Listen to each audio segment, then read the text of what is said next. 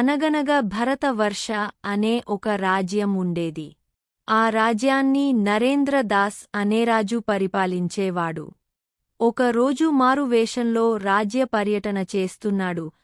అలా పర్యటిస్తున్న రాజుగారు మోదీపురం అనే ఊరును చేరుకున్నారు. అక్కడ చాలామంది గుమిగూడడం చూశారు.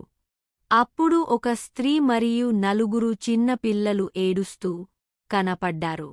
ఏమీ జరిగింది అని అడిగారు. అప్పుడు జయశంకర్ అనే పెద్దయన ఏమీ చెప్పమంటారు. పాపం ఆవిడ ధర్త భవన నిర్మాణ కార్మికుడు. నిన్న పక్క ఊరిలో పనికి వెళ్వాడు. 5వ అంతస్తు నుండి కాలు జారి కిందపడ్డాడు. అప్పుడే చనిపోయాడు. ఇప్పుడు ఈ కుటుంబానికి ఎవరు దిక్కు? అందుకే తలా కొంత డబ్బు విరాళం ఇస్తున్నాము. కాని మేము కూడా ఎంత వరకు చేయగలం? ఇలాగే చాలామంది ఇంటి పెద్దని కోల్పోతున్నారు అని బాధతో చెప్పారు. రాజుగారు విచారంతో రాజధాని చేరుకున్నారు.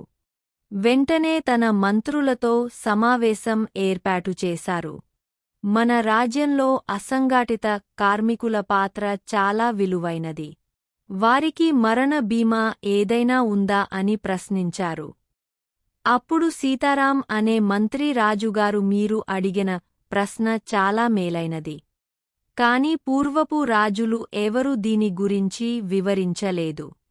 కనుక ఇప్పుడు కొత్తగా ప్రవేశపెట్టాలి అని సమాధానం ఇచ్చారు. అప్పుడు రాజుగారు మన రాజ్యంలో ఇంటి పెద్దను కోల్పోతే ఒక కుటుంబం మొత్తం అనాథగా మారుతారు. ఇప్పుడు మన కర్తవ్యం ప్రజలు అందరూ కూడా బాగుండాలి. ప్రజాక్షేమమే రాజ్యక్షేమం.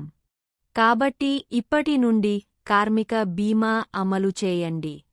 ప్రతి కుటుంబానికి ఆరోగ్య బీమా అందించండి.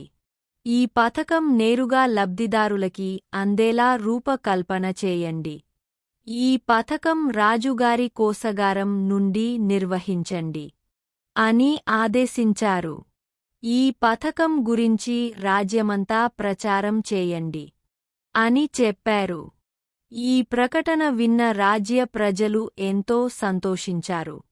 జయహో రాజుగారు, జయహో నరేంద్రదాస్ గారు అని ప్రజలు సంతోషాన్ని తెలిపారు. ఈ కథకు మూలం భారతదేశ గౌరవ ప్రధాని శ్రీ నరేంద్ర దాస్ మోదీ గారు ప్రవేశపెట్టిన ప్రధాన్ మంత్రి జీవన జ్యోతి బీమా యోజన 2017 పథకం స్ఫూర్తిగా తీసుకోవడం జరిగింది. వీడియో నచ్చితే లైక్ చేయండి, షేర్ చేయండి, సబ్స్క్రైబ్ చేయండి. మరిన్ని సమాజ హిత వీడియోలు చేయడానికి ప్రోత్సహించండి.